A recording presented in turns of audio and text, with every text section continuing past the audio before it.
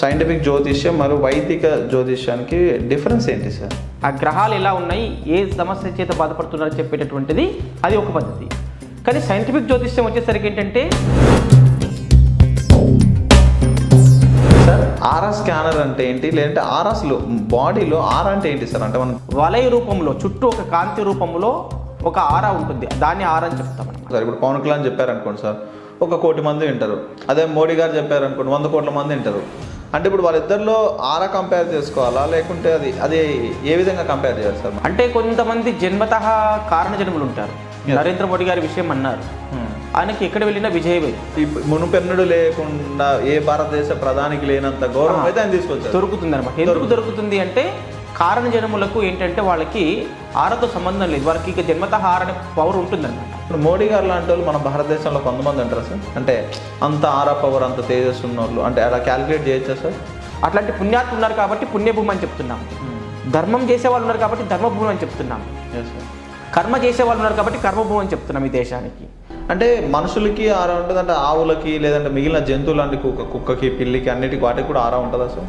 మనం గోమాత చుట్టూ ప్రదక్షిణ చేసినట్లయితే మనకు ఆటోమేటిక్గా మన యొక్క పవర్ పెరుగుతుంది. అది నేను ప్రాక్టికల్ వీడియోలో చూపించాను, మన యూట్యూబ్ ఛానల్లో ఉన్నాయి చాలా వీడియో. కాబట్టి మన ఆరా పెంచాలి అని అంటే మనం సత్కార్యాలు చేయాలి. ఉదాహరణకి తులసి చెట్టు చుట్టూ కూడా తిరిగితే ఆరా పెరుగుతుంది, లేకుంటే రావి చెట్టు చుట్టూ తిరిగితే ఆరా పెరుగుతుంది అని చెప్తున్నారు సార్. అది ఎలా సాధ్యం సార్? హిందూ ధర్మంలో ఏంటంటే శక్తిని మనం ఇవ్వచ్చు మంత్రపూర్వకంగా ప్రతిదాన్ని. ఆరా పవర్ లేకపోతే పెళ్ళిళ్ళు కూడా లేట్ అవుతాయి అనేది ఒకటి అయితే ఒక కామెంట్ పెట్టారు సార్. అంటే ఆరా పవర్తో పెళ్లికి సంబంధం లేదు వాస్తవంగా. పెళ్లి కానటువంటి వాళ్ళు నివసించే గృహంలో మ్యారేజ్ ప్రాబ్లం అనే ఒక నెగిటివ్ ఎనర్జీ ఉంటే తర్వాత స్ట్రెస్, ప్రతి ఒక్కరికి స్ట్రెస్గా ఫీల్ అవుతున్నారు. ప్రకృతి ఏం చెప్తుంది, రాత్రి పడుకోవడానికి ఉంది, పగలు పని చేసుకోవడానికి ఉంది. 1 ఎకరాలో ఒక ల్యాండ్ కొన్నోడేమో ముందు బిట్లు అమ్ముకుంటూ వెళ్ళిపోతుంటాడు, మిగిలిన వాళ్ళు సేల్ చేసుకోలేని పరిస్థితి, లేకుంటే అది తీసుకున్న కానీ నష్టాలలో పోయే పరిస్థితి సార్. అంటే అంత శక్తివంతమైన యంత్రాలు మనం పెట్టడం వలన మన పనులు అవుతుంటాయి. కాబట్టి అది ఏ డైరెక్షన్లో ఉంది ఎలా ఉంది కాకుండా ఆ బోర్ పాయింట్స్ కూడా మీరు పెట్టి చాలా వరకు సక్సెస్ అయ్యారు కదా సార్, మేము చాలా వరకు విన్నాము. అది ఎలా చూస్తారు సార్? అంటే నేను చూపించిన పాయింట్ అక్కడ వాటి పాయింట్ చూపిస్తారు, లేకపోతే చూపించను. కాబట్టి ఇట్లా కొన్ని వేల మందికి బోర్ పాయింట్లు సక్సెస్ అయినాయి సార్. ఇంకోటి వైదిక శాస్త్రం, వాస్తు లేదా సైంటిఫిక్ శాస్త్రంకి డిఫరెన్స్ ఏంటి సార్? ఏ ఎనర్జీ తగ్గిందో అక్కడ ఆ ఎనర్జీ ఇచ్చేటటువంటిదే సైంటిఫిక్ వాస్తు. అందరికీ నమస్కారం. శ్రీ వేదపీఠం యూట్యూబ్ ఛానల్కి స్వాగతం. ప్రస్తుతం మనతో పాటు డాక్టర్ వి చంద్రశేఖర్ శాస్త్రి గారు ఉన్నారు. ఆరాతో అద్భుతాలు సృష్టిస్తున్న ఓ సృష్టికర్త అనుకోవచ్చు. తెలుగు రాష్ట్ర ప్రజలకి తెలుగులో ఆరా స్కానర్ని సైంటిఫిక్గా ప్రూవ్ చేస్తూ ఎన్నో అద్భుతమైన విజయాలను సాధిస్తూ మనతో పాటు ఈరోజు మన స్టూడియోలో ఉన్నారు. సార్ నమస్కారం సార్. శుభం సార్, ఎలా ఉన్నారు సార్? చాలా బాగున్నాను. మీరు ఎప్పుడు హుషారుగానే ఉంటారు. చెప్పండి సార్. ఆరా స్కానర్ అంటే ఏంటి, లేదంటే ఆరాస్లో బాడీలో ఆరా అంటే ఏంటి సార్? అంటే మనం ప్రీవియస్ వీడియోలు కూడా చేసాము, మళ్ళీ చాలా మంది రిపీటెడ్ క్వశ్చన్స్ అయితే అడుగుతున్నారు. ఆరా అంటే ఏంటిది, మన బాడీలో ఎలా ఉంటుంది, అది ఏ పార్ట్లో ఉంటుంది, హార్ట్లో ఉంటుందా, కళ్ళల్లో ఉంటుందా, లేకుంటే హెడ్లో ఉంటుందా, అది ఎలా సార్? శ్రీ గురుభ్యో నమః, శ్రీ మాత్రేయ నమః. ఆరా అనేటువంటిది సాధారణంగా ఇక్కడ ఉంటుంది అక్కడ అని కాదు, నఖశిఖ పర్యంతం మొత్తం ఉంటుంది అన్నమాట. నఖశిఖ పర్యంతం అంటే కింద కాలిగోటి నుంచి తర్వాత శిరస్సు వెంట్రుకల వరకు కూడా ఆరా అనేది ఉంటుంది. ఓకే. ఆరాను ఎలా యాక్టివేషన్ చేసుకోవాలి, ఏ టైప్ ఆఫ్ ఆరా మనం యాక్టివేషన్ చేసుకోవాలంటే దాంట్లో మనకు కొన్ని వేద మంత్రాలు, తర్వాత కొన్ని పద్ధతులు అవన్నీ కూడా ఉంటాయి. కొన్ని రత్నాలు ధరించడము, వాటి వల్ల మనకు ఆరా పెరుగుతుంది.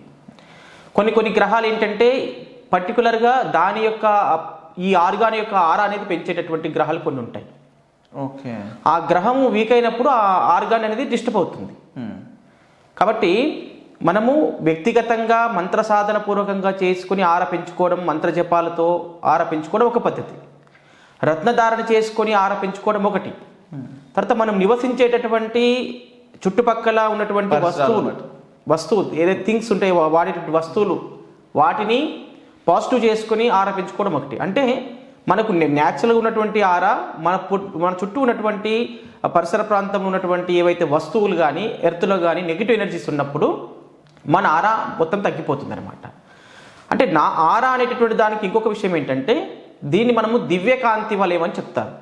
అంటే దివ్యకాంతి వలయం అంటే మనకు ఒక వలయ రూపంలో చుట్టూ ఒక కాంతి రూపంలో ఒక ఆరా ఉంటుంది, దాన్ని ఆరా అని చెప్తాం అనమాట. Yes, sir. అంటే కాంతి రూపంలో ఉంటుంది. సూర్య చంద్రుడు నక్షత్రాల నుంచి వచ్చేటటువంటి ఏవైతే తేజస్సు అక్కడ నుంచి వచ్చే కిరణాలు ఏ విధంగా ప్రసరింపబడతాయో అలాగే ఒక మనిషికి కూడా ఎంతో కొంత 5 మీటర్లో 10 మీటర్లో 2 మీటర్లో ఆరా ఉంటుంది. ఒకవేళ ఆరానే పూర్తిగా తగ్గిపోయింది అనుకోండి, మనిషికి సక్సెస్ అనేది ఉండదు. అంటే హెల్త్ పాయింట్ ఆఫ్ వ్యూ తీసుకున్నా, జెండర్ ప్రాబ్లం విషయం తీసుకున్నా వాళ్ళకి అనుకూలత ఉండదు అనమాట. సార్ అంటే మీరు ఆరా గురించి ఇలా చెప్పారు కదా సార్. ఇప్పుడు ఆరా అంటే చాలామంది కొన్ని అనుకోవడం ఏంటంటే సినిమాలలో చూపించినట్టు ఇప్పుడు ఒక మనిషి ఇప్పుడు నేను చెప్తే ఒక 10 మంది ఉన్నారు అనుకోండి, ఇంకో మనిషి చెప్తే 100 మంది ఉన్నారు అనుకోండి, దాన్ని ఆరాగా క్యాలిక్యులేట్ చేస్తారని ఒకటైతే అపోహ ఉంది సార్. ఇప్పుడు పవన్ కళ్యాణ్ చెప్పారనుకోండి సార్, 1 కోటి మంది వింటారు. అదే మోడీ గారు చెప్పారనుకోండి 100 కోట్ల మంది వింటారు. అంటే ఇప్పుడు వాళ్ళిద్దరిలో ఆరా కంపేర్ చేసుకోవాలా, లేకుంటే అది ఏ విధంగా కంపేర్ చేయాలి సార్ మనం? అంటే కొంతమంది జన్మతః కారణ జన్ములు ఉంటారు. నరేంద్ర మోడీ గారి విషయం అన్నారు, ఆయనకి ఎక్కడ వెళ్ళినా విజయమే. ఎందుకంటే ఏ దేశంలో వెళ్ళినా ఆయనకు రెడ్ కార్పెట్ వేసి స్వాగతిస్తున్నారు. అంటే ఆయన మునుపెన్నడు లేకుండా ఏ భారతదేశ ప్రధానికి లేనంత గౌరవం అయితే ఆయన తీసుకొచ్చారు. దొరుకుతుంది అనమాట. ఎందుకు దొరుకుతుంది అంటే కారణ జనములకు ఏంటంటే వాళ్ళకి ఆరతో సంబంధం లేదు, వాళ్ళకి ఇక జన్మతః ఆర అనే పవర్ ఉంటుందన్నమాట. ఆ పవర్ ఎలా ఉంటుంది, ఒక రత్నం ధరించడం వలనో లేకపోతే ఇంకేదో తేజస్సు ధ్యానం తపస్సు చేయడం వల్ల రాదు వాళ్ళకి. అంటే వాళ్ళ యొక్క గ్రహాలు ఆ పుట్టిన సమయానికి అంత అనుకూలమైనటువంటి గ్రహాలు ఉండడం చేత వాళ్ళు కారణ జన్మని చెప్తారనమాట. ఆ కారణ జన్మలకు ఏంటంటే ఎక్కడ వెళ్ళినా విజయం తథ్యమవుతుంది. కొన్ని కష్టాలు ఇబ్బందులు వ్యవహారంలో వచ్చినప్పటికీ కూడా దేంట్లోని విజయం సాధించడానికి వాళ్ళకి ఎక్కువ అవకాశాలు ఉంటాయన్నమాట. వాళ్ళకి ఆరతో ఎక్కువ మనం సంబంధం లేదు, వాళ్ళకి ఆర న్యాచురల్గా బాగానే ఉంటుంది, ఎక్కువగా ఉంటుంది. వాళ్ళు ఒక ఫుడ్ తినడం వల్లనో లేకపోతే గ్రహాలు సెట్ చేయడం వల్లనో కాకుండా మహాపురుషులు అంటాం కదా వాళ్ళని. అంటే ఎన్నో కొన్ని జన్మల్లో వాళ్ళు పుణ్యం చేసుకొని పుట్టిన కారణంగా ఈ రోజున వాళ్ళు అలా పుడతారనమాట. కొంతమంది యోగులు పుడతారు అలాంటి వాళ్ళు. వాళ్ళ ద్వారా కొన్ని సమాజానికి మంచి పనులు జరుగుతాయి. అంటే ఇప్పుడు మోడీ గారి గురించి టాపిక్ వచ్చింది కాబట్టి, ఇప్పుడు మోడీ గారు లాంటి వాళ్ళు మన భారతదేశంలో కొంతమంది అంటారా సార్? అంటే అంత ఆరా పవర్ అంత తేజస్సు ఉన్న వాళ్ళు అంటే అలా క్యాలిక్యులేట్ చేయొచ్చా సార్? ఉంటారు మనకు. అంటే ప్రతి ఒక్కరు కూడా ఇట్లా బయట సమాజంలో రావాలనే నియమం లేదు. ఓకే. అంటే హిమాలయ పర్వతాల్లో తపస్సు చేసేటువంటి చాలా మంది యోగులు వాళ్ళకు కూడా కొన్ని పవర్స్ ఉంటాయి, కానీ వాళ్ళు సమాజానికి బయటికి రారు. అంటే ఒక్కొక్కరి ఒక్కొక్కటి పద్ధతిలో ఉంటుంది. ఈయన రాజకీయ రంగంలో వచ్చి సమాజానికి బాగు చేసేవాళ్ళు ఉంటారు. కొంతమంది అక్కడే కూర్చుంటారు, ప్రపంచానికి ఏం చేయాలనేది ఆలోచించి వాళ్ళ యొక్క దివ్య దృష్టితో చూసి వాళ్ళు అక్కడి నుంచే వాళ్ళ తపోశక్తితోటి ఇది బాగా కావాలని కోరుకుంటారు. అక్కడ నుంచి వాళ్ళ యొక్క పవర్ అంత ఉంటుంది. ఓకే. అంటే కనపడే వాళ్ళు ఉంటారు, కనపడిన వాళ్ళు కూడా మనకు ఈ దేశాన్ని రక్షిస్తూ ఉంటారు. ఆ దేశాన్ని రక్షించడంలో యోగులు చాలా మంది తపస్సు చేసేట హిమాలయ పర్వతాలు కానీ అలాంటి గొప్ప గొప్ప క్షేత్రాలు ఉండి వాళ్ళు ఏంటంటే సమాజ శ్రేయస్సు గురించి, సమాజ హితం గురించి, లోక కళ్యాణం గురించి, హిందూ ధర్మ రక్షణ పరిరక్షణ గురించి వాళ్ళు పాటుపడుతూ ఉంటారు. వాళ్ళు అంతర్గతంగా మేలు చేస్తారు కానీ బయటకు వచ్చి వాళ్ళు కనపడరు అనమాట. అలాంటి వాళ్ళు ఉన్నందుకే కాస్త కోస్తో ఈ దేశం బాగుపడుతుంది. లేకపోతే అందరూ అటాక్ చేస్తున్నారు కదా దేశాన్ని. కాబట్టి నిలబడుతుంది అంటే ఈ భారతదేశమే మనకేంటంటే ఏం చెప్తున్నామంటే అట్లాంటి పుణ్యాత్ములు ఉన్నారు కాబట్టి పుణ్యభూమి అని చెప్తున్నాము. ధర్మం చేసే వాళ్ళు ఉన్నారు కాబట్టి ధర్మభూమి అని చెప్తున్నాము. కర్మ చేసే వాళ్ళు ఉన్నారు కాబట్టి కర్మభూమి అని చెప్తున్నాం ఈ దేశానికి. కాబట్టి ఇలాంటి గొప్ప దేశం, పునీతమైనటువంటి దేశం ఇది అంటే ప్రపంచంలో మంచి సంస్కృతి సాంప్రదాయాలు ఆచార వ్యవహారాలకు ఏది మొదటి దేశం ఏది అంటే భారతదేశం అని చెప్పుకోవచ్చు. అంటే ఇక్కడ ఉన్నటువంటిది ప్రకృతికి మనము భిన్నంగా జీవించకుండా ప్రకృతికి అనుకూలంగా జీవించేవాళ్ళు, ప్రకృతిలో జరుగుతుంటే మార్పులకు అనుకూలంగా జీవించేవాళ్ళం. ఒక సంక్రాంతి పండుగ వచ్చిందంటే మనం ఏం పండుగ చేసుకుంటాం, ఆ పండుగలో ఉన్నటువంటి అంతరార్థాన్ని మనం దాని ఆచారాలు పాటిస్తాం. ఒక దీపావళి వచ్చిందంటే దీపావళి అంతరార్థాన్ని తెలుసుకుంటాం, దాన్ని పాటిస్తాం. ఒక విజయదశమి వచ్చిందంటే విజయదశమిలో ఉన్నటువంటి అంతరార్థం ఏంటి, దాని యొక్క ఇతివృత్తం ఏంటి, పూర్వ వృత్తాంతం ఏంటి, ఎందుకు విజయదశమి అనేటువంటి పర్వదినం వచ్చింది అని దాన్ని ఆచరించుకుంటూ పోతాము. మన యొక్క భారతదేశంలో గొప్పతనం అది. మిగతా దేశాలకి ఇట్లాంటి సంస్కృతులు సాంప్రదాయాలు ఆచారాలు పద్ధతులు అనేటువంటి చాలా తక్కువగా ఉంటాయి సార్. అంటే ఇప్పుడు ఆరా టాపిక్ వచ్చింది కాబట్టి, ఇప్పుడు ఆరా అంటే మీరు మనుషుల్లో ఇలా చెప్పారు సార్. ఇప్పుడు మోడీ గారు లేకుంటే కొంతమంది ఇప్పుడు మామూలుగా మీరు ఒక పాత వీడియోలో ఒక దానిలో చూసాం సార్. ఇప్పుడు ఒక గోవు చుట్టూ తిరిగిన తర్వాత దాన్ని ఆరా టెస్ట్ చేసి చూపించడం, దాని తర్వాత ఆరా పెరిగింది అనడం. అంటే మనుషులకి ఆరా ఉంటుంది, అంటే ఆవులకి లేదంటే మిగిలిన జంతువులు అంటే కుక్కకి పిల్లికి అన్నిటికి వాటికి కూడా ఆరా ఉంటుందా సార్? ప్రతి దానికి ఆరా ఉంటుంది. ఓకే. విశేషంగా చెప్పాలంటే గోవుకు మాత్రం, మీరు గోవు గురించి ప్రస్తావన చేశారు కాబట్టి గోవుకు విశేషమైనటువంటి ఆరా పవర్ ఉంటుంది. అంటే ఆ గోవు చుట్టూ ప్రదక్షిణ చేస్తే మనిషి యొక్క ఆర కూడా పెరుగుతుంది. కాబట్టి ఆ గోవులో ఎంత ఆర ఉంటుంది అంటే కొన్ని వందల మీటర్ల ఆర ఉంటుంది. అంటే గోవు చుట్టూ మనము పరిసర ప్రాంతాలు నివసించే వాళ్ళకి కొంతవరకు మేలు జరుగుతుంది, ఆరోగ్యపరంగా కానీ ఇతర విషయాల్లో కానీ వాళ్ళకి కొంచెం సక్సెస్ అనేది ఉంటుంది అనమాట. కొన్ని ఆర్గాన్స్ ఏదైతే డిస్టర్బ్ చేస్తుందో మన శరీరంలో ఉన్నటువంటి భాగాలు ఏవైతే డిస్టర్బ్ చేస్తున్నాయో, ఉదాహరణకు చూడండి, మనకు నిత్య జీవితంలో నవగ్రహ దోషాల నుంచి కొంచెం విముక్తి కావాలి, మనకు ఇన్స్టెంట్ పవర్ రావాలి అంటే మనం గోమాత చుట్టూ ప్రదక్షిణ చేసినట్లయితే మనకు ఆటోమేటిక్గా మన యొక్క పవర్ పెరుగుతుంది. అది నేను ప్రాక్టికల్ వీడియోలో చూపించాను, మన యూట్యూబ్ ఛానల్లో ఉన్నాయి చాలా వరకు. కాబట్టి మన ఆరా పెంచాలి అని అంటే మనం సత్కార్యాలు చేయాలి. ఉదాహరణకి ఆరా గోవు చుట్టూ ప్రదక్షిణ చేయడం వల్ల ఆరా పెరగదు, ఒక దేవాలయం చుట్టూ ప్రదక్షిణ చేసినా ఆరా పెరుగుతుంది, ఒక శక్తివంతమైన యంత్రం చుట్టూ ప్రదక్షిణ చేసినా ఆరా పెరుగుతుంది, ఒక తులసి చెట్టు చుట్టూ ప్రదక్షిణ చేసినా మన ఆరా పెరుగుతుంది, ఒక రావి చెట్టు చుట్టూ ప్రదక్షిణ చేసినా ఆరా పెరుగుతుంది. అంటే ఆరా పెరుగుతుంది, కానీ ఏ టైప్ ఆఫ్ ఆరా పెరుగుతుంది అనేది కూడా మన డిఫరెంట్ సబ్జెక్ట్ మళ్ళీ. అది నెక్స్ట్ వీడియోలో మనం చెప్పుకుందాం. ఒక రావి చెట్టు చుట్టూ ప్రదక్షిణ చేయడం వలన ఏ ఆరా పెరుగుతుంది, ఏ ఆర్గాన్స్ మనకు వాటికి ఉన్నటువంటి ఇబ్బందులు తొలగిపోతాయి. ఏ ఆర్గాన్ మనము అనారోగ్య సమస్యతో బాధపడుతున్నామో, ఏ వృక్షం చుట్టూ తిరిగితే, ఏ దేవత చుట్టూ తిరిగితే, ఏ యంత్రం చుట్టూ తిరిగితే అది మనకు ఆరోగ్య సమస్య అనేది పోతుంది, అనారోగ్య సమస్య పోతుంది అనేటటువంటిది మనం ప్రాక్టికల్గా కూడా చెక్ చేసుకోవచ్చు. ఇవన్నీ కూడా అట్లా ఆరా పలు విధాలుగా ఉంటుంది. ఒక్కొక్కసారి ఒక్కొక్క గ్రహం యొక్క ఆరా ఉండడం వలన అవి ఆర్గాన్స్ ఒక గ్రహం ఉంది. ఉదాహరణకి ఇప్పుడు బుధ గ్రహం ఉంది. బుధ గ్రహం అంటే మనం జనరల్ విషయాలకు వచ్చేసరికి వ్యాపార కారకుడు బుధుడు. ఆ బుధుడు వాళ్ళ జాతకంలో ప్రస్తుత స్థితిలో గోచార ప్రకారంగా అనుకూలంగా ఉంటే వాళ్ళకి వ్యాపారం అనేది అనుకూలంగా ఉంటుంది, బాగా వృద్ధిలోకి వస్తుంది, గ్రోత్ అవుతుంది.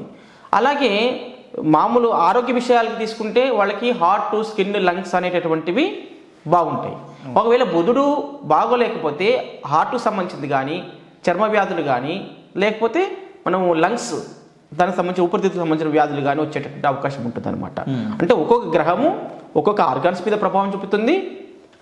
అన్ని ఆర్గాన్స్ బాగుండాలంటే మనం కొన్ని పద్ధతులు పాటిస్తే, మనము కొన్ని నవరత్నాలకు సంబంధించినటువంటి ఏ గ్రహం వీకుందో వాటి యొక్క గ్రహాల యొక్క చూపు ఉంటుంది, దృష్టి ఇంటర్నల్గా గోచార ప్రకారంగా ఒక గ్రహాన్ని ఇంకొక గ్రహము వీక్షిస్తున్నప్పుడు ఈ గ్రహం యొక్క ప్రభావం ఇంకో గ్రహం మీద పడుతుంది. ఆ గ్రహం యొక్క సమస్య ఈ గ్రహం యొక్క సమస్య రెండు ఒకటే అయినప్పుడు మనకు ఆ సమస్య అనేది ఎక్కువగా అవుతుంది. సార్ అంటే ఇప్పుడు మనుషులు చెప్పారు అంటే మానవ శరీరానికి ఆరా ఉంటుంది అంటే ఓకే సార్. ఆవు కంటే అది కూడా జీవి కాబట్టి, అంటే అది కూడా నడుస్తుంది, తిరుగుతుంది కాబట్టి దాని వరకు కూడా ఉంది సార్. ఇప్పుడు మీరు కొన్ని చెప్పారు తులసి చెట్టు చుట్టూ కూడా తిరిగితే ఆరా పెరుగుతుంది, లేకుంటే రావి చెట్టు చుట్టూ తిరిగితే ఆరా పెరుగుతుంది అని చెప్తున్నారు సార్. అది ఎలా సాధ్యం సార్?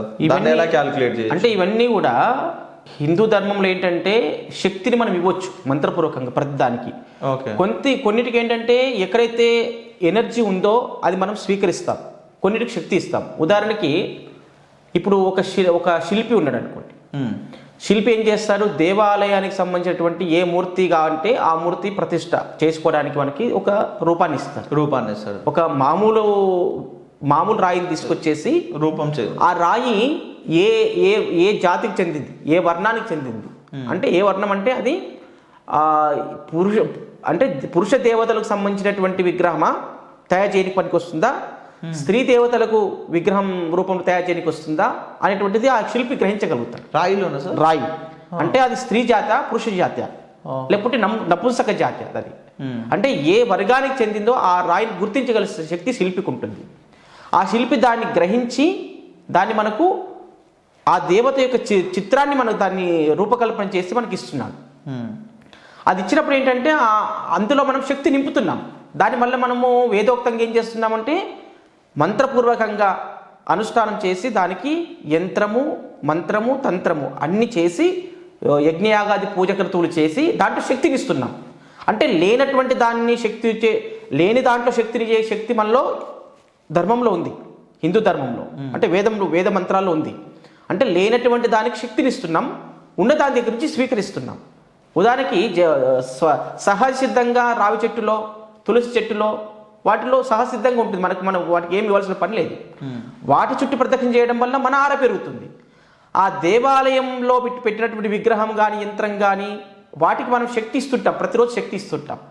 అంటే ప్రతిష్ఠ చేసినప్పుడు దాన్ని జపతప హోమాలు చేసి అప్పుడు శక్తిని ఇస్తాం, దానికి ఒక రూపాన్ని తయారు చేసి ఇస్తాం. అంటే ఆ రూపానికి సంబంధించినటువంటి ఉగ్ర రూపమా, సౌమ్య రూపమా, మామూలు రూపమా అని అట్లా ఆ రూపము ఏది అమ్మవారి యొక్క అవతారం. దుర్గా అంటే ఒక రకమైనటువంటిది, సరస్వతి అంటే ఒక రకమైనటువంటి, లక్ష్మి అంటే ఒక రకమైనటువంటి ఆ రూపంలో ఉన్నటువంటి శక్తి మనం స్వీకరించాలంటే ఆ రూపానికి ముందు మనం శక్తిని ఇవ్వాలి. అక్కడ ఆ శక్తిని ఇవ్వాలంటే మనం ఇప్పుడు ఉదాహరణకి అమ్మవారిని పూజించాలి, దుర్గా అమ్మవారిని పూజించాలంటే మనం అమ్మవారికి శక్తిని ఇవ్వాలి. అంటే మనం వేద మంత్రాన్ని అక్కడ ఉచ్చారణ చేయాలి.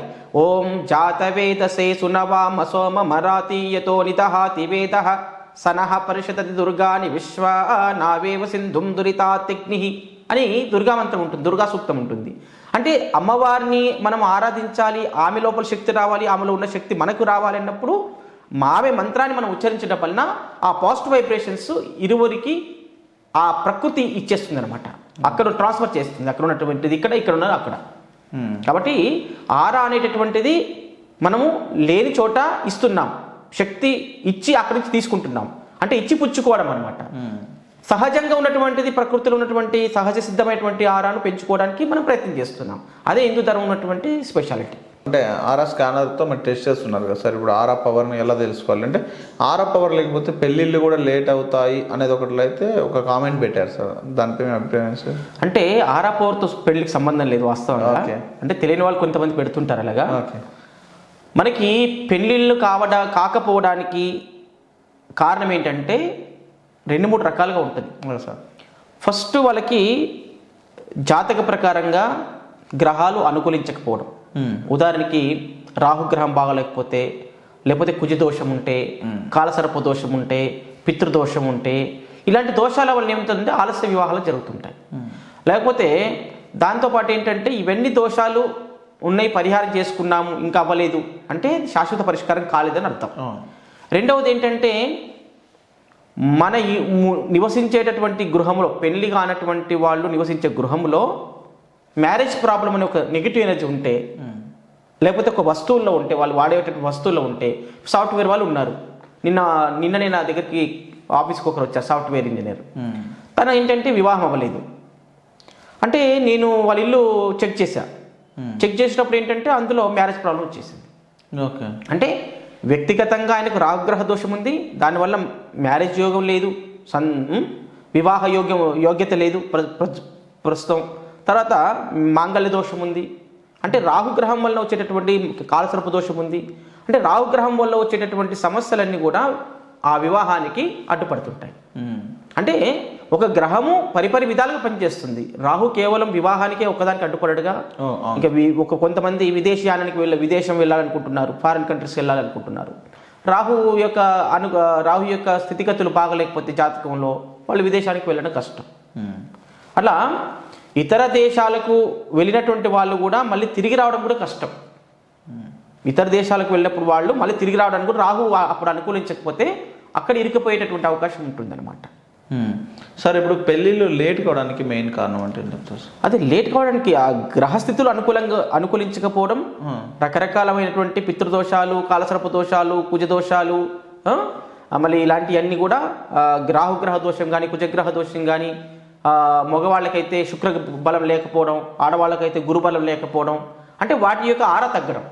ఓకే. అంటే అది ఎక్కడో ఒక చోట డిస్టర్బెన్స్లో ఉండడం. ఆ ఉండడం చేత ఏమవుతుందంటే ఆ వివాహం అనేటువంటి ఆలస్యం అవుతుంది. సరైనటువంటి ఒకవేళ పొరపాటున ఏదో గ్రహం అనుకూలించి వివాహమైనా మళ్ళీ విడాకులు తప్పు, ఇలాంటి జరిగేటటువంటి అవకాశం ఎక్కువగా ఉంటుందన్నమాట. సార్ ముఖ్యంగా ఇప్పుడు ప్రతి ఒక్కరికి కూడా శారీరక మానసిక సమస్యలు ఎక్కువైపోతున్నాయి సార్. దానికి పరిష్కారం అంటే ఒకటి అంటే ఇప్పుడు ముఖ్యంగా హెడేక్ ఉంది సార్. ప్రతి ఒక్కరు ఇప్పుడు 100లో 90 మందికి హెడేక్ అనిపిస్తుంది. తర్వాత స్ట్రెస్, ప్రతి ఒక్కరికి స్ట్రెస్గా ఫీల్ అవుతున్నారు. దానికి మనం ఏమన్నా ఈ సైంటిఫిక్ ద్వారా క్యూర్ చేసే అవకాశం ఉందా, లేదంటే వాటిని ఏ విధంగా చేస్తే బాగుంటుంది అంటారు? ఒకటి ఏంటంటే మొట్టమొదటి విషయం చెప్పాలంటే మనిషిగా జీవించడం లేదు. ఎలా అంటే ప్రకృతికి విరుద్ధమైనటువంటి పనుల్లో ఎక్కువగా నిమగ్నం అవుతున్నారు. ప్రకృతికి విరుద్ధమైనటువంటి పనులు అంటే ఏమిటి? నాకు తెలిసిన ఒక ఆయన ఉన్నారు, నా కస్టమర్. ఆయన వాళ్ళ ఫ్రెండ్స్ నాకు చెప్పారు. అంటే ఆయన పద్ధతి ఏంటంటే రాత్రంతా మెలుకొని ఉంటాడట, పగలంతా నిద్రపోతాడు. అంటే ఇదేంటి? మనకు ప్రకృతి ఏం చెప్తుంది? రాత్రి పడుకోవడానికి ఉంది, పగులు పని చేసుకోవడానికి ఉంది. కాబట్టి అట్లా ప్రకృతికి విరుద్ధంగా జరిగినప్పుడు ఆయన లోపల ఒక డిస్టర్బెన్స్ జరుగుతూ ఉంటుంది. ఓకే, మీరు అయినటువంటి క్వశ్చన్ ఏంటి ఇప్పుడు? అదే సార్, శారీరక సమస్యలు శారీరక సమస్యలు. మరి శారీరక సమస్య రాకుండా ఉంటుందా? మానసిక సమస్య రాకుండా ఉంటుందా? ఓకే. అంటే రాత్రి ఉన్నటువంటి వైబ్రేషన్స్ వేరు, పగలు ఉన్నటువంటి వైబ్రేషన్స్ వేరు, ప్రకృతి ఇచ్చేటటువంటిది. అంటే ఆ పగలు ఇచ్చేటటువంటి సూర్యుడు ఇచ్చేటటువంటి ఆ యొక్క పాజిటివ్ ఎనర్జీ అంతా ఆయన కోల్పోతున్నట్లేగా. నిద్రపోతే మనిషి శరీరంతో మేలుకొని ఉంటేనే ఏదైనా యాక్టివేషన్ అవుతుంది బాడీ లోపల. ఒకవేళ శవానికి మనం ఏమైనా యాక్టివేషన్ చేయగలుగుతామా? అంటే మరి చనిపోయినప్పుడు శవం మాత్రమే కదా. అట్లాగే పగలు పట్టుకొని ఉన్నప్పుడు మనం శవం మాత్రమే అయిపోతాం. రాత్రి మేలుకుంటే రాత్రికి మనకు పాజిటివ్ ఎనర్జీ అనేది ఉండదు, తక్కువ ఉంటుంది. ఓకే. చీకటి కదా, రాత్రి అంటే చీకటి, అంధకారం. మరి చీకట్లో ఉంటున్నట్లు. కాబట్టి మన శరీరం కూడా దానికి అనుకూలమైంది కాదు అప్పుడు పాజిటివ్ ఎనర్జీ స్వీకరించడానికి. కాబట్టి దానివల్ల కూడా అనారోగ్య సమస్యలు వస్తాయి, మానసికమైనటువంటి రుగ్మతలు ఏర్పడతాయి, శారీరకమైనటువంటి రుగ్మతలు ఏర్పడతాయి. దానివల్ల మన శరీరంలో ఉన్నటువంటి ఆర్గాన్స్ అన్నీ కూడా 1 by 1 డిస్టర్బ్ అవుతుంది. కాబట్టి అన్నీ అనుకూలంగా ఉండాలి అంటే సహసిద్ధంగా మనం ప్రకృతికి అనుకూలంగా జీవించాలి. ఒకటి, బ్రహ్మముహూర్తం నిద్ర లేవాలి.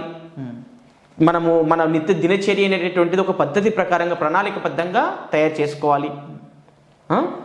ఉషపాన్ నిద్ర, నీళ్లు తాగడం, యోగాసనాలు చేయడం, సూర్య నమస్కారాలు చేయడం, సాత్వికమైనటువంటి ఆహారాన్ని భుజించడం, వేళకు ఆహారాన్ని భుజించడం, ఇవన్నీ కూడా చేయడం.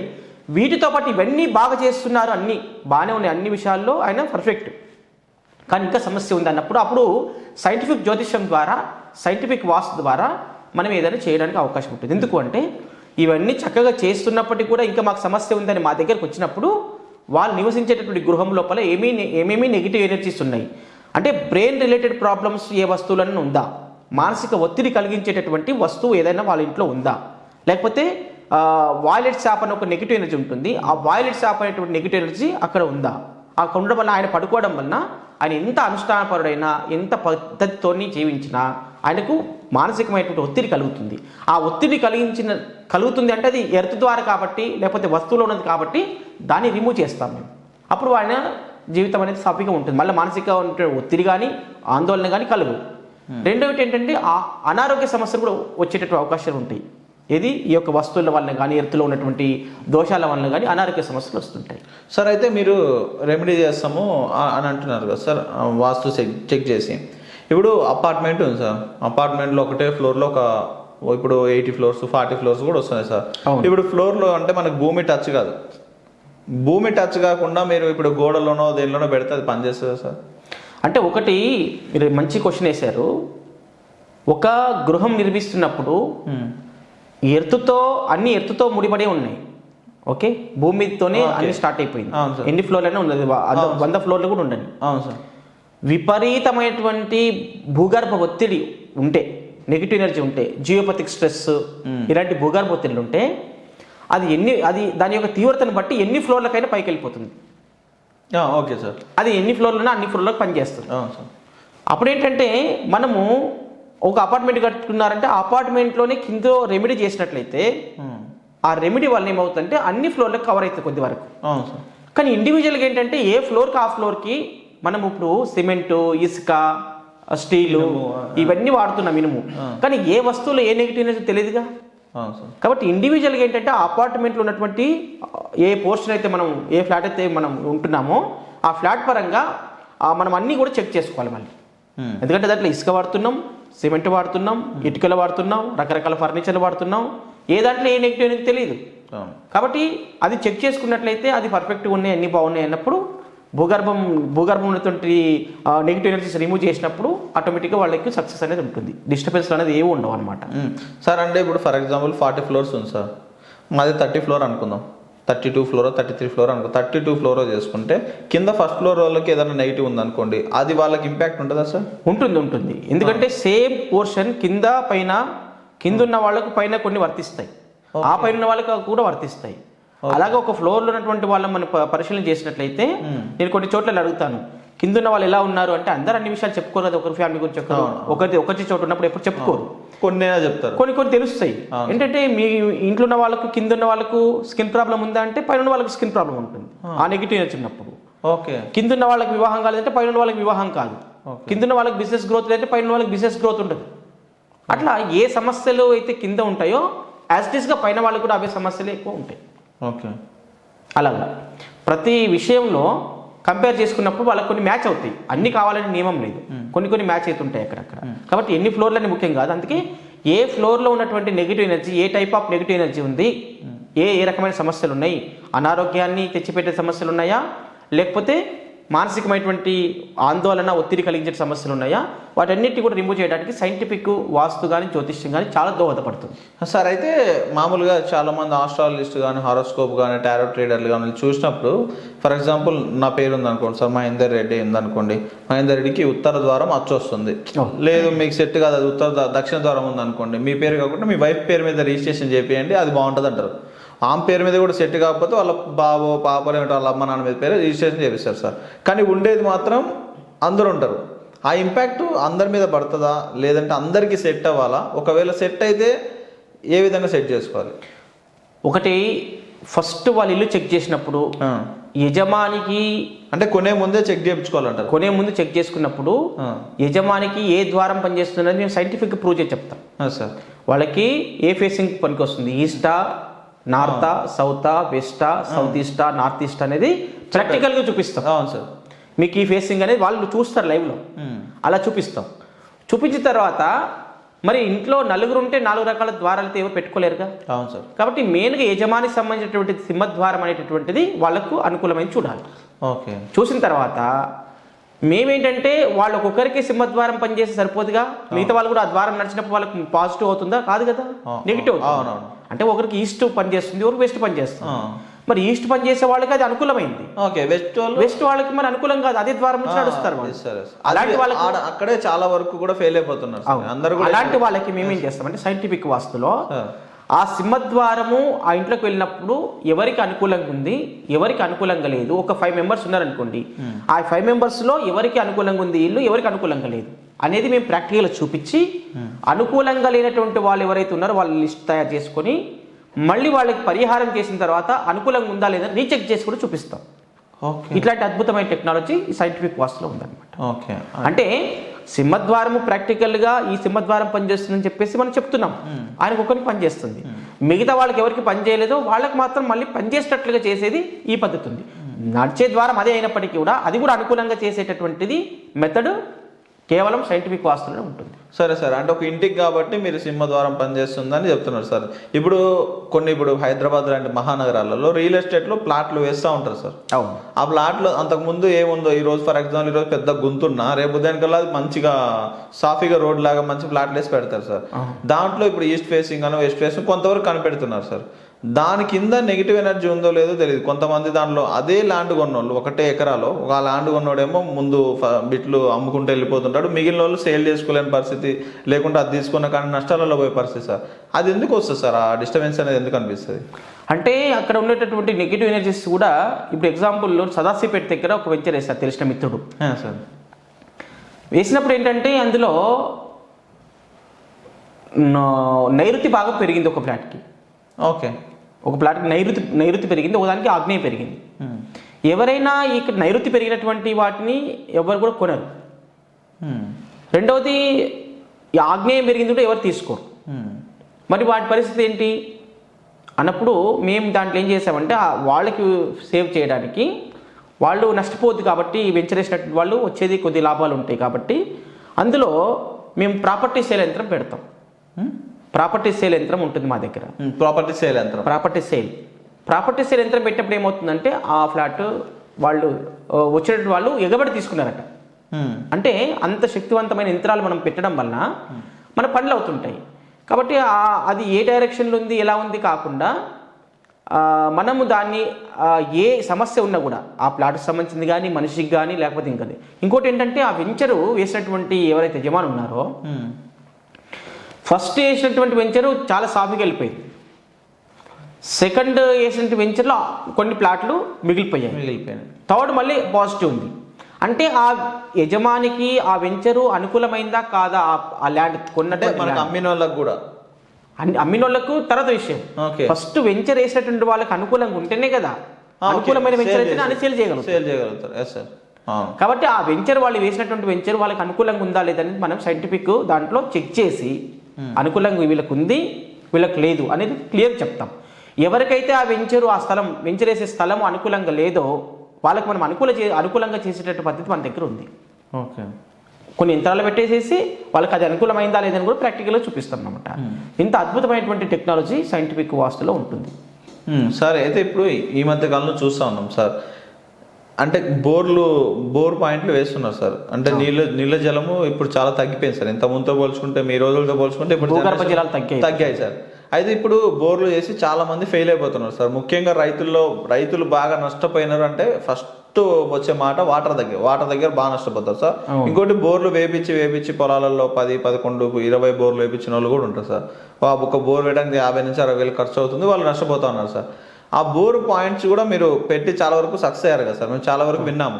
అది ఎలా చూస్తారు సార్? అంటే స్కానర్ తీసుకొని చూస్తారా, లేకుంటే ఇప్పుడు కొంతమంది కొబ్బరికాయ పట్టుకొని సంథింగ్ అలా చేస్తారు, అది దీనికి ఇది డిఫరెన్స్ ఏంటి సార్? అంటే ఇది నేను ఇప్పుడు 2009 నుంచి చూస్తున్నాను. 2009 నుంచి చూస్తున్నాను సార్. అంటే సుమారుగా ఒక 15 years అవుతుంది సార్. ఆ 15 yearsలో ఫెయిల్ అనేటటువంటి ఇంతవరకు ఏవి లేవు. బోర్లు కొన్ని వేల మంది చూపించాను.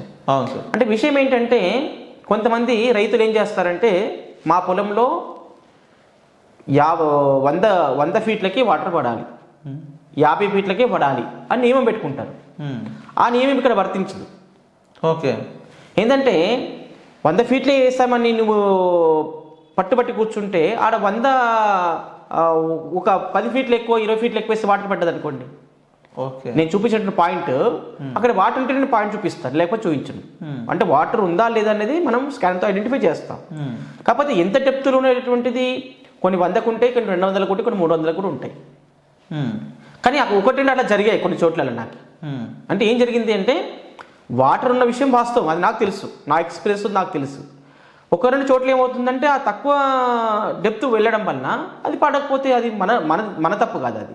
ఎందుకంటే వేసుకోమని చెప్తాం మనం. వాళ్ళు కొంతమంది ఏంటంటే ఇక్కడ లింగంపల్లి బిహెచ్ఎల్ లింగంపల్లి దగ్గర ఏంటంటే కొంతమంది వేరే వాళ్ళు బోర్ పాయింట్ చూసే వాళ్ళు వచ్చారు. అది ఉన్నదే జస్ట్ 70 గజాల ప్లాట్. 70 గజాల దాంట్లో ఆయన వచ్చి సెంటర్లో చూపించాడు బోర్ పాయింట్, ప్లాట్ల మధ్యలో చూపించాడు. అందులో 1040 ఫీట్లు వేశారు. 1040 ఫీట్లు. ఓకే, 1040 ఫీట్లు వేస్తే ఒక్క చుక్క నీళ్ళు రాలేదు దాంట్లో. అదే ప్లేస్లో నేను మళ్ళీ ఈశాన్య భాగంలో నేను చూపిస్తే 249 ఫీట్లకి వాటర్ వచ్చాయి ఫుల్గా. అదే ప్లేస్. ఓకే, ఆ 70 గజాల్లోనే. ఓకే, ఇలా చాలా మందికి చిన్న ప్లాట్లలో రీసెంట్గా బంధం కొమ్మని ఉంటుంది ఇక్కడ, మన బంధం కొమ్ము మన ఇది గంధం కూడా సైడ్ ఇక్కడ సన్ సిటీ దగ్గర వాళ్ళు 60 గజాల ప్లాట్. 60 గజాల ప్లాట్లోనే వాళ్ళకి 4 ఇంచు నీళ్ళు పడ్డాయి. ఆయన ఫోన్ చేసి చాలా సంతోషించాడు అనమాట. అంటే ఆ బోర్ పాయింట్ వేయడం వల్ల చుట్టుపక్కల అందరూ కూడా ఎవరు చూపించారు ఆ నంబర్ తీసుకొని మళ్ళీ చాలా మంది కూడా కాల్ చేశారు. అలాగా కొన్ని మనం చూపించేటువంటి పాయింట్స్ ఏంటంటే 3 ఇంచులు 4 ఇంచులు 5 ఇంచుల వరకు కూడా పడేటటువంటి అవకాశం చాలా వరకు ఉంది. శంకర్పల్లి దగ్గర ఒక విలేజ్లో 10 years బ్యాక్ ఒక బోర్ పాయింట్ చూపించాను. వాళ్ళకి ఇప్పుడు కూడా నీళ్ళు వాటర్ పడుతుంది. శ్రీనివాస్ రెడ్డి గారని ఉన్నారు, ఇప్పుడు కూడా వాటర్ వస్తుంది. అది 3 ఇంచులు నీళ్ళు పడ్డాయి. ఆ పొలంలో సెంటర్లో వచ్చింది అనమాట. కాబట్టి ఇట్లా కొన్ని వేల మందికి బోర్ పాయింట్లు సక్సెస్ అయినాయి. కాబట్టి నమ్మకంతో చూపించుకోవాలి, వేసుకోవాలి. చెప్పింది విన్ని రైతులు అంటే ఎవరు 1-2 జరిగినటువంటి విషయం ఇది, అది పెద్ద మ్యాటర్ కాదు. 1-2 మైనస్ అయినంత మాత్రాన్ని మనము ఫెయిల్ అయినట్టు కాదు అక్కడ. ఓకేనా? ఒక వ్యక్తి మెరిట్లో ఉన్నాడంటే కొన్ని మార్కులు తక్కువ వచ్చాయంటే మాత్రం వాడు ఫెయిల్ అయినట్లు కాదు కదా. కాబట్టి 1-2 అలా జరిగినప్పుడు మాత్రం మనం దాన్ని లెక్కలోకి తీసుకునేకి లేదు. కానీ 100% సక్సెస్ ఉంది అనమాట. Okay sir. ఇప్పుడు గ్రహాలు చాలా ఎన్ని సార్? 4 గ్రహాలు 9 కదా సార్? అవును. గ్రహాలలో సూర్యగ్రహం మొదటి గ్రహం కదా సార్? అంటే సూర్యగ్రహం దేని మీద ఇంపాక్ట్ చూపుతుంది సార్? అంటే 9 గ్రహాలు అంటే మనకి ఫస్ట్ మొదటి గ్రహం సూర్యగ్రహము, ఆ తర్వాత చంద్రుడు, బుధుడు, కుజుడు, రాహు, కేతు, శని, శుక్రుడు, వీళ్ళందరూ కూడా 9 గ్రహాల యొక్క ప్రభావము మనిషి నిత్య జీవితంలో 9 గ్రహాల యొక్క ప్రభావం ఉండదు. జనరల్గా ఏ గ్రహం అయితే మనకు గోచార ప్రకారంగా అనుకూలంగా లేదో ఆ గ్రహం యొక్క సమస్యలు ఆ వ్యక్తికి ప్రభావం చూపుతుంటాయి. ఎందుకంటే ఒక వ్యక్తికి ఒకే రకమైన సమస్య ఎప్పుడు ఉండదు జనరల్గా. అంటే వాళ్ళు కొంతమంది డబ్బులు ఉంటాయి కానీ అనారోగ్య సమస్యతో బాధపడుతుంటారు. కొంతమంది ఏంటంటే డబ్బు ఉండదు, ఆరోగ్యం బాగుంటుంది. అట్లా రకమైన డిస్టర్బెన్స్లు ఉంటాయి. ఇప్పుడు మొదటగా తీసుకుంటే సూర్యగ్రహం. సూర్యుడు ఏంటంటే మనము ఆరోగ్యకారకుడు అని చెప్పి శాస్త్రం చెప్తుంది. ఏం చెప్తుంది శాస్త్రం అంటే ఆరోగ్యం భాస్కరాదిచ్చేదని చెప్పి శాస్త్రంలో చెప్పారు. అంటే సూర్యుడు ఆరోగ్యకారకుడు అని చెప్పి శాస్త్రం చెప్తుంది. కానీ ఆరోగ్యకారకుడు అన్నంత మాత్రం మిగతా వాటికి ప్రభావం చూపదా అంటే కొన్ని బాధలు కూడా కలిగించే అవకాశం ఉంటుంది. ఆయన వీక్గా ఉన్నప్పుడు కొన్ని బాధలు కలిగిస్తాడు. ఉదాహరణ తీసుకుంటే సూర్యగ్రహం వలన అనేక బాధలు కలుగుతాయి. ఒకటి ఏంటంటే ఫస్ట్ తండ్రి కొడుకుల మధ్య విరోధం కలిగేటటువంటి అవకాశం ఒకటి ఉంది. అంటే తండ్రితో అప్పుడు విభేదాలు రావడం, లేకపోతే వాళ్ళతో విడిపోవడం, ఆ కొంతకాలం పాటు డిస్టర్బెన్స్లు రావడం అనేది ఒక పద్ధతి. తర్వాత రెండవది ఏంటంటే రాజకీయ నాయకులు ఎవరైతే ఒక్కొక్క పార్టీలో ఉండి పనిచేస్తుంటారో వాళ్ళకి ఉన్నత పదవులు రాకపోవడం ఒకటి. రాజకీయంలో పదవులు రాకపోవడం, ఉన్న పదవులు తొలగించడం పడుతుంది ఎవరు సూర్యగ్రహం బాగలేకపోతే. ఇట్లా రాజకీయ పరంగా చూసుకున్నట్లయితే వాళ్ళకి పదవి పోవడం, ఒకవేళ సూర్యగ్రహం బాగుంటే పదవి మంచి రావడం. ఒకవేళ పదవి పోతుంది, సూర్యగ్రహం బాగలేదు, ఆ యొక్క సిమ్టమ్స్ కనిపిస్తున్నాయి అంటే వాళ్ళకి సూర్యగ్రహం బాగలేదని మనం ఐడెంటిఫై చేయాలి. అలాంటి టైము మనము సైంటిఫిక్ జ్యోతిష్యులు ఏం చేస్తున్నామంటే వాళ్ళకి సరైనటువంటి కెంపు రూబీ రత్నాన్ని ఇచ్చి మ్యాచింగ్ స్టోన్ ఇచ్చేసి వాళ్ళకి పరిహారం చేసుకున్నట్లయితే ఆ యొక్క బాధ్యత వాళ్ళకి ఇచ్చినటువంటి పదవి ఏదైతే ఉందో అది ఉండడానికి అవకాశం ఉంటుంది. ఇంకో విషయం ఏంటంటే వీళ్ళకి సూర్యగ్రహము అనుకూలంగా లేనటువంటి వాళ్ళు కొంతమంది మంచి మహాపండితులై ఉంటారు, ఇంటెలిజెన్స్ అయి ఉంటారు. ఏ రంగంలో కానీ, సాఫ్ట్వేర్ రంగం తీసుకోండి, బిజినెస్ రంగం తీసుకోండి, ఇంకే రంగంలోనో తీసుకోండి, వాళ్ళు ఎంత గొప్ప స్థాయిలో ఉన్నప్పటికీ కూడా వాళ్ళు కొన్నిసార్లు అవమానాలకు గురయ్యేటటువంటి అవకాశం ఉంది. అవమానాలు, వాళ్ళు ఎవరో నిందలు వేస్తుంటారు వాళ్ళపైన. ఇది ఒకటి సూర్యగ్రహం వలన వచ్చేటటువంటి సమస్య. ఇంకోటి ఏంటంటే అనేక పై అధికారులతో విరోధాలు కలిగేటటువంటి అవకాశం కూడా ఉంది. అంటే మనకి ఒక దగ్గర మనం ఉద్యోగం చేస్తున్నాం, మన పై ఆఫీసర్ ఏం చేస్తారంటే ఆయన మీద ఏదో ఒకటి, వాని మీద ఎవరో ఒకటి పేచీలు చెప్పడం, ఏదో రకమైనటువంటి డిస్టర్బెన్స్ కలిగించడానికి, ఇట్లా వాళ్ళతో విరోధం జరిగి ఆ యొక్క సమస్య ఎక్కువ అవడానికి అవకాశం ఉంటుంది సూర్యగ్రహం బాగాలేకపోతే. ఇలాగా రాజకీయంగా కానీ. తర్వాత ఇంకొక విషయం కూడా గుర్తుపెట్టుకోవాలి, మనం ఏంటంటే సూర్యగ్రహం బాగలేకపోతే మన వ్యాపారస్తులపై దాడులు జరిగేటటువంటి అవకాశం కూడా ఉంటుంది. వాళ్ళ షాపుల మీద అటాక్ చేయడం, లేకపోతే వాళ్ళ ఆఫీసుల మీద అటాక్ చేయడం, అట్లా రకరకాల శత్రు బాధలు పెరగడం, ఇలాంటి అవకాశాలు ఈ యొక్క సూర్యుడు బాగలేకపోతే ఉంటాయి. ఇంకోటి ఏంటంటే మానసికమైనటువంటి శారీరకమైనటువంటి దైవీ శక్తులు సన్నగిల్లిపోతాయి. దైవీ శక్తులు అంటే సన్నగిల్లిపోతాయి ఆ యొక్క సూర్యుడు అనుకూలంగా లేకపోతే. ఇట్లా అనేక సమస్యలు సూర్యుడు బాగలేకపోతే అనేక బాధలు కలిగేటటువంటి అవకాశం ఉంది. రెండో విషయం ఏంటంటే అనారోగ్యపరంగా ఏ సమస్యలు తెచ్చిపెడతాడు సూర్యుడు అని ఆలోచించినప్పుడు అనారోగ్య విషయాలు ఏం చేస్తారంటే సూర్యుడు సహజంగానే ఉష్ణతత్వం అయింది, చాలా వేడి ప్రభావం ఉంటుంది ఆయన యొక్క వేడి, ఉష్ణం తట్టుకోలేకపోతాం కదా, అలా ఉష్ణతత్వం. దానివల్ల ఏమవుతుందంటే సూర్యుడు బాగాలేనప్పుడు టైఫాయిడ్ జ్వరం కానీ, మలేరియా జ్వరం కానీ, ఇలాంటి జ్వరాలు రావడం, తర్వాత జ్వరాలు వచ్చి రవిస్థితి బాగలేనప్పుడు మాత్రం ఇవి ఎక్కువగా మనకు సంభవించేటటువంటి అవకాశం ఉంటుంది. ఇంకోటి ఏంటంటే దీర్ఘకాలికమైనటువంటి జీర్ణకోశ వ్యాధులు వచ్చేటటువంటి అవకాశం సూర్యుని వలన ఉంటుంది. తర్వాత గుండెకు సంబంధించినటువంటి వ్యాధులు ఈ యొక్క సూర్యగ్రహం వలనే సంభవించేటటువంటి అవకాశం ఉంటుంది. రెండోది ఏంటంటే మనకి హై బీపీ అని చెప్తున్నాం. High BP low BP high BP ఎందుకు వస్తుంది, ఎలా వస్తుందంటే రవిగ్రహంతో శని కలిసి ఉంటే బీపీ వచ్చే అవకాశం ఉంటుంది సహజంగా. అంటే గ్రహాల యొక్క సంచారాన్ని బట్టి కూడా ఇవి అప్ అండ్ డౌన్స్ అవుతూ ఉంటాయి. ఒకసారి బీపీ పెరగడం, ఒకసారి తగ్గడం, ఇలా జరుగుతుంటాయి కదా, ఇక గ్రహాల యొక్క కారణం చేతనే జరుగుతూ ఉంటాయి. రవిగ్రహము సూర్యునితో కలిసి ఉన్నప్పుడు ఏమవుతుంది అంటే రవిగ్రహము గురువుతో కలిసి ఉన్నప్పుడు ఏమవుతుంది అంటే ఐబీపీ వచ్చే అవకాశం ఉంటుంది. కుజునితో బుధుడు కలిసి ఉన్నప్పుడు, ఇద్దరు కూడా కలిసి ఉన్నప్పుడు రవి బుధుడు తర్వాత కుజుడు, ఈ 3 గ్రహాలు కలయిక వలన కొన్నిసార్లు ఏంటంటే మెదడు వాపు, పిచ్చి, ఉన్మాదము, ఇలాంటివన్నీ కూడా క్యాన్సర్, రకరకాల క్యాన్సర్లు, పక్షవాతము, మాట పడిపోవడము, ఇలాంటి అనేకమైనటువంటి అనారోగ్య రుగ్మతలు వచ్చేటటువంటి అవకాశం ఈ యొక్క సూర్యుడు బాగలేకపోతే, సూర్యుడు ఇతర గ్రహాల చేత కలిసినప్పుడు వాళ్ళ యొక్క ప్రభావం చేత ఇవన్నీ కూడా ఆర్గాన్స్ డిస్టర్బ్ అవుతూ ఉంటాయి, హెల్త్ సమస్యలు వస్తుంటాయి. అదేవిధంగా సూర్యగ్రహము యొక్క దశ 6 సంవత్సరాలు ఉంటుంది. 6 సంవత్సరాల లోపల వాటి యొక్క అంతర్దశలు భుక్తులని ఉంటాయి. ఆ ఒక్కొక్క గ్రహము ఆ యొక్క దశ లోపల ఒక్కొక్క గ్రహం మళ్ళీ కలిసి ఉంటుంది, ఆ యొక్క కలిసి జర్నీ చేస్తుంది.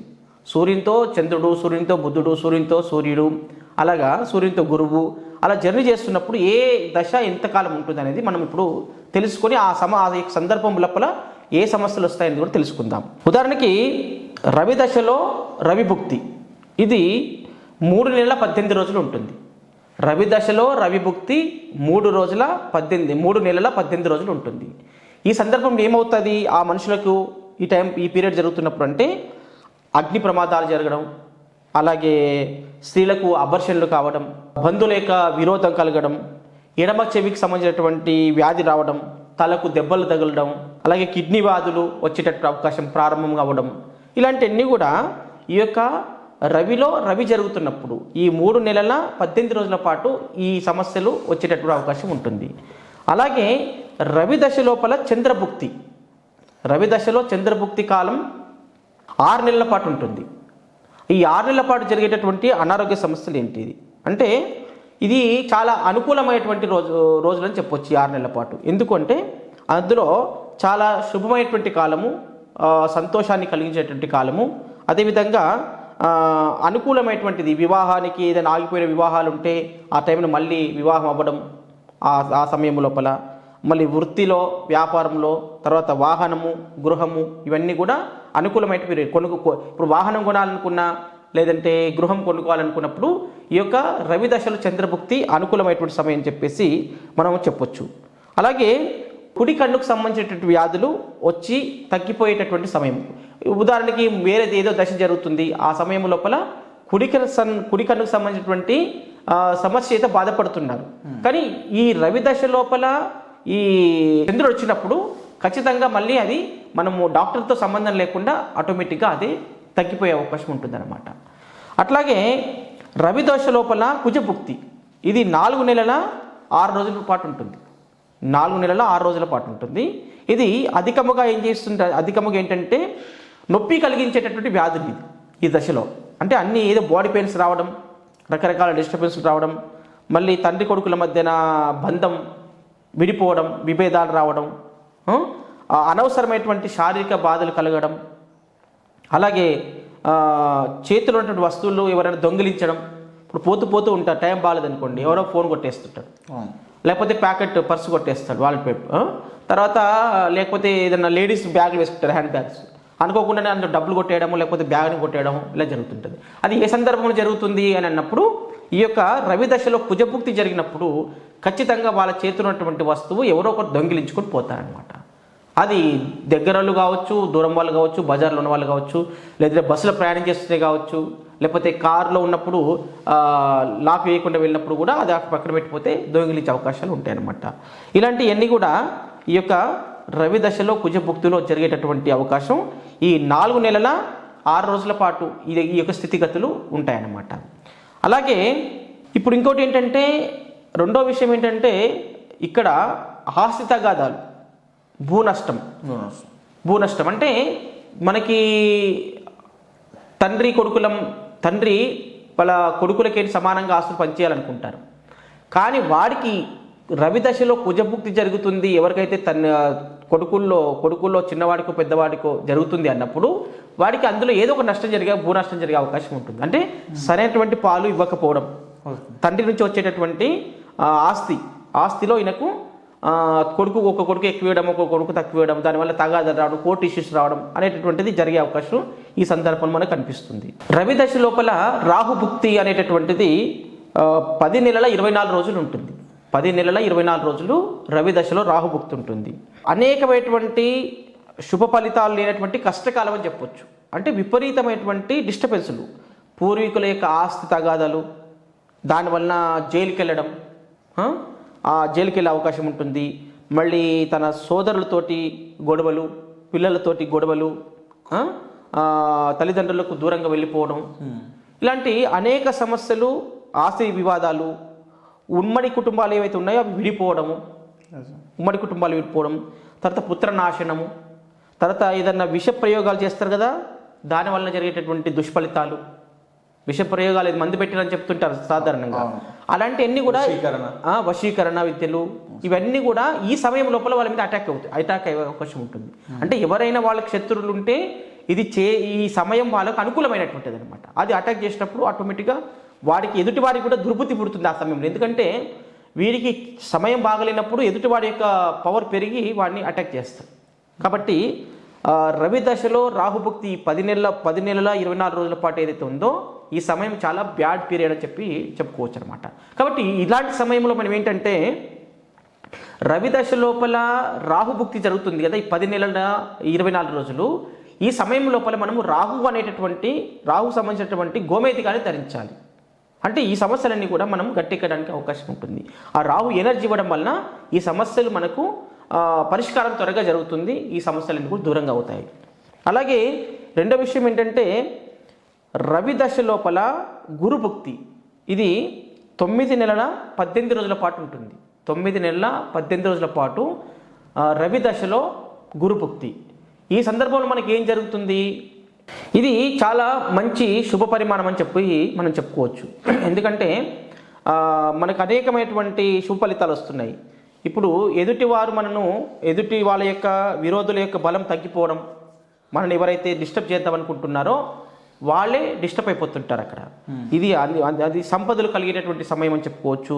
అలాగే స్నేహితుల వలన మనకి అనేక లాభాలు చేకూరడం, ఇలాంటి సందర్భము మనకు అనిపిస్తుంది. మళ్ళీ పిల్లల ద్వారా పిల్లలు ఏదైతే సంతానం ఉంటుందో వాళ్ళ ద్వారా అత్యున్నతమైనటువంటి గౌరవం పొందడం తల్లిదండ్రులు, ఇది మంచి శుభసూచకం అని చెప్పేసి మనం చెప్పుకోవచ్చు.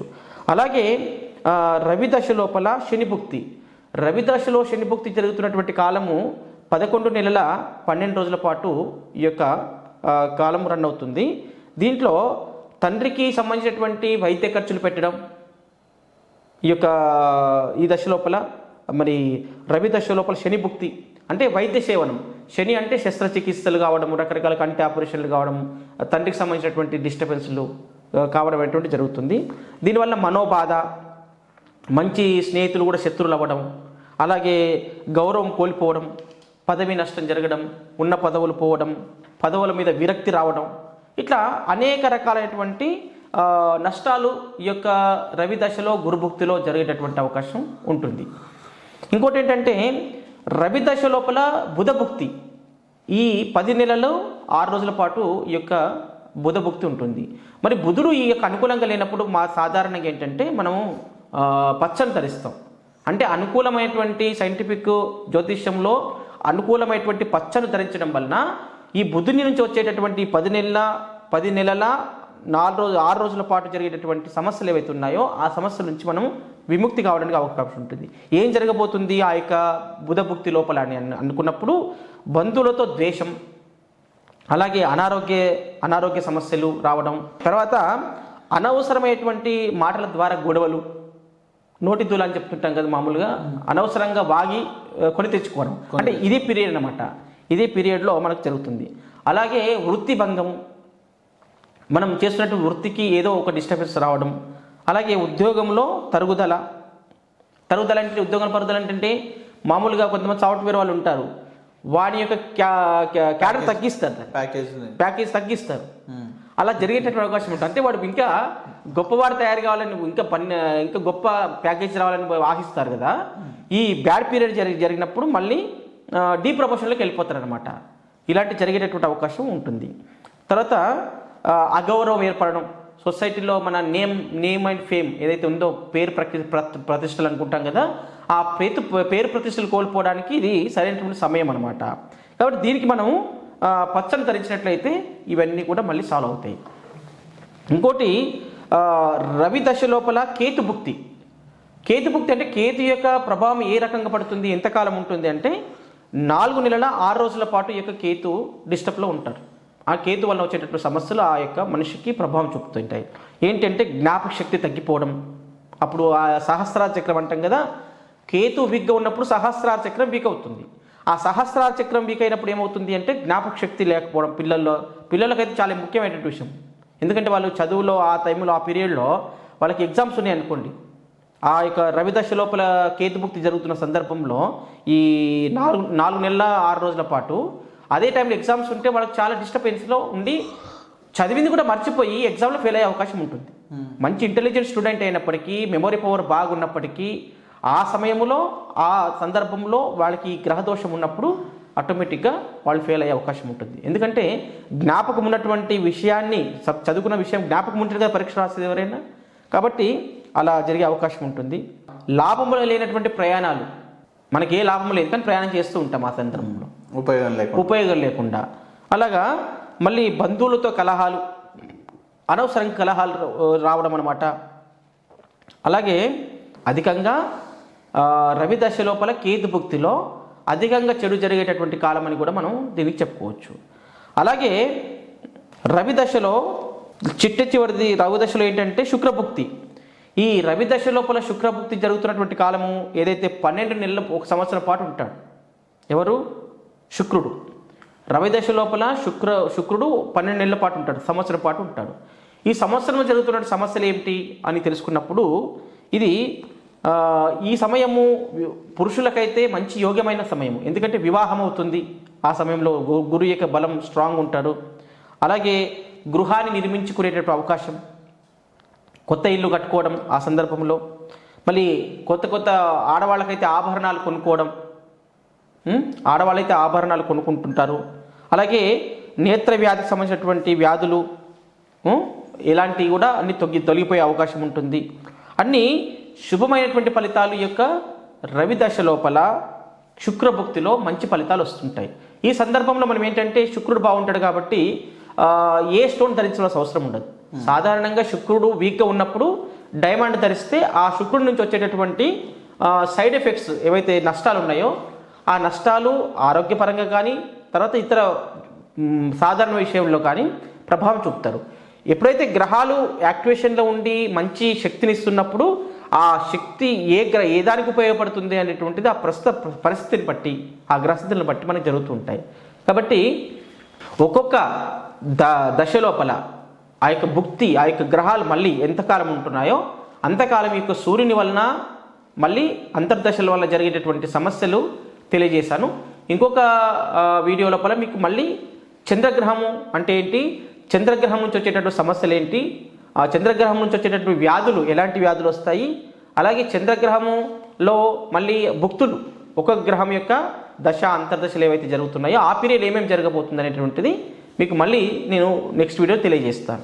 సార్, సైంటిఫిక్ జ్యోతిష్యం మరియు వైదిక జ్యోతిష్యానికి డిఫరెన్స్ ఏంటి సార్?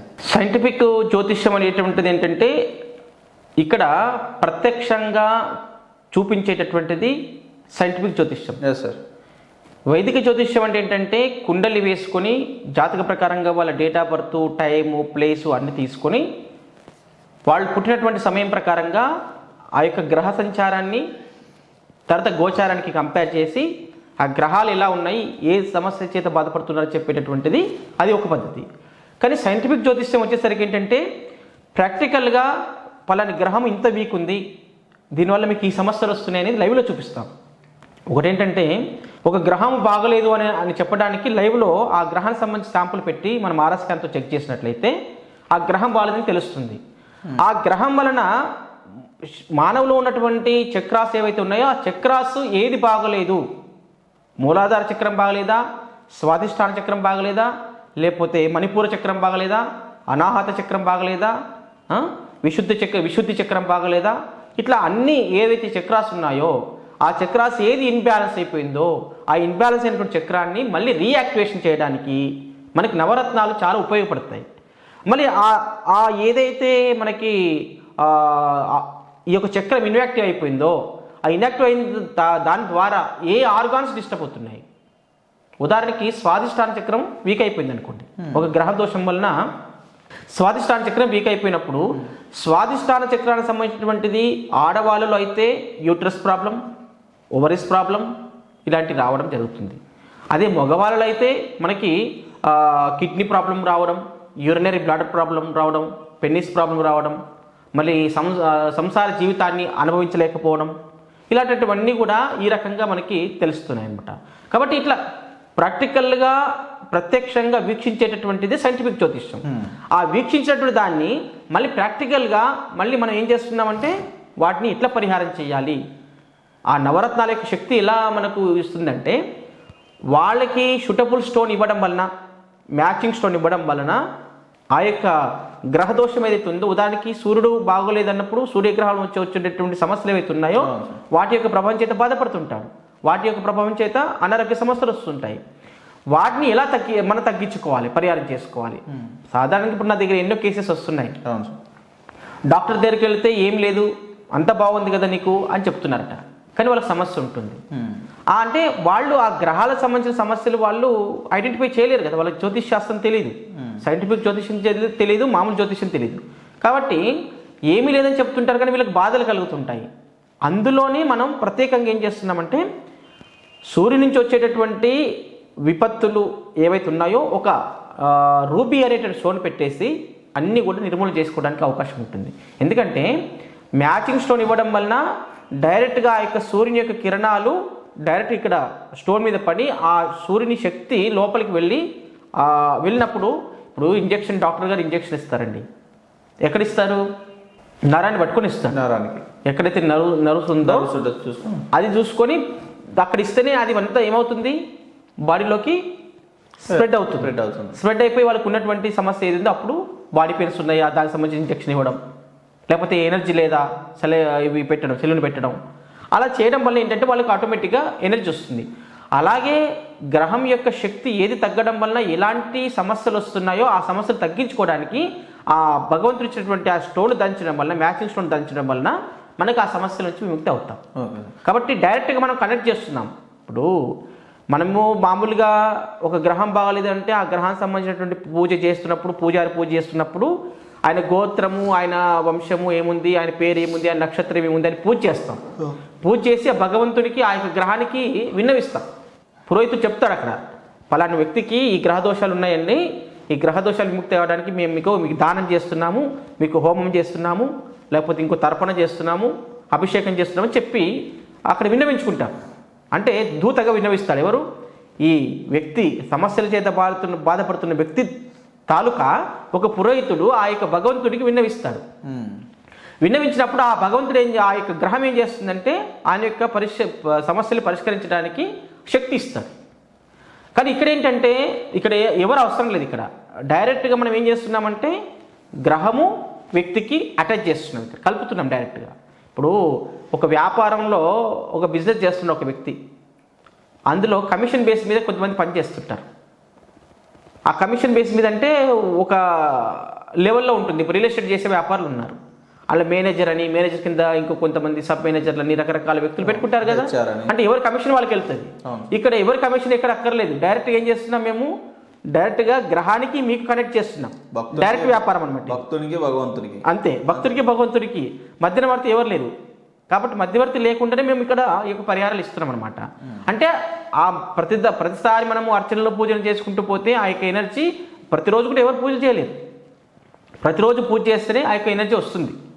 కాబట్టి అలాంటి ఎనర్జీ మనం ఏం చేస్తున్నామంటే ఆ గ్రహము ఎంతకాలం అయితే వాళ్ళకి అనుకూలంగా లేదో అంతకాలం బాగుండడానికి మనం ఒక స్టోన్ మాత్రం ఇస్తున్నాం. ఆ స్టోన్ మ్యాచింగ్ స్టోన్ కనుక వాళ్ళకి ఎనర్జీ ఉంటుంది. మరి ఎనర్జీ ఉంది కదా అని చెప్పేసి మనం మంచిగా జరుగుతున్నప్పుడు అట్లనే ఉండిపోతే కూడా మళ్ళీ అది రివర్స్ అయినప్పుడు మనకు డిస్టర్బెన్స్ మళ్ళీ స్టార్ట్ అవుతాయి.